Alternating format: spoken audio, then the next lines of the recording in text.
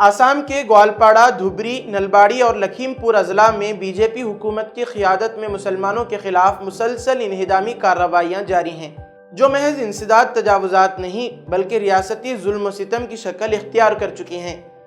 सिर्फ 30 दिनों में 4000 से ज़ायद मुस्लिम ख़ानदान बेदखल किए गए, जिससे तकरीबन 24,000 अफराद खुले आसमान तले आ गए। 12 जुलाई को ग्वालपाड़ा के पाइकान में 1100 से ज़ायद मुस्लिम ख़ानदानों को मुसल्लह पुलिस और दर्जनों बुलडोज़रों के ज़रिए घरों से निकाला गया। गुवाहाटी हाई कोर्ट के अबूरी हुक्म के बावजूद मुतासरीन को ना रिहाइश दी गई, ना खुराक। मस्जिदें, मकानात, स्कूल, खबरें, फसलें, सब कुछ मिटा दिया गया। अजान देते नौजवान की बेहोशी, 60 साला अनरुद्दीन की मौके पर मौत और जनाजे की इजाज़त न मिलना जुल्म की शिद्दत को जाहिर करते हैं। सहाफ़ी फजल अली ने मलबे पर खड़े होकर लाइव कवरेज किया। आंखों में आंसू और कांपती आवाज़ पूरी कौम का दर्द बन गई।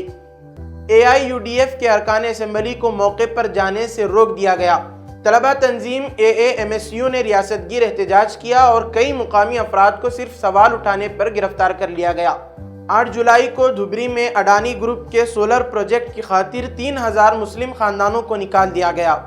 इसी तर्ज पर नलबाड़ी, लखीमपुर और हसीला बेल में भी कार्रवाइयाँ हुई।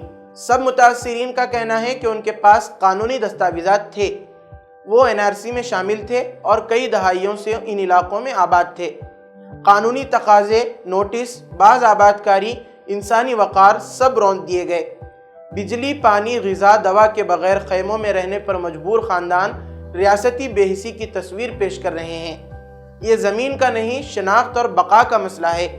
ज़रूरत इस बात की है कि मुसलमान मुनज़्ज़म होकर क़ानूनी मैदान में लड़ें, सबूत इकट्ठा करें, इज्तिमाई पिटीशन दायर करें और सहाफ़ती व आलमी सतह पर आवाज़ बुलंद करें। यही हिकमत, सब्र और मनसूबाबंदी का वक्त है, क्योंकि सिर्फ वो दुख सुना जाता है जो दुनिया के सामने लाया जाए। खुसूसी report, Deccan media. Hasan Madina tours and travels बरसों से हुज्जाज इकराम की खिदमत में मसरूफ़। भरोसा आपका, खिदमत हमारी।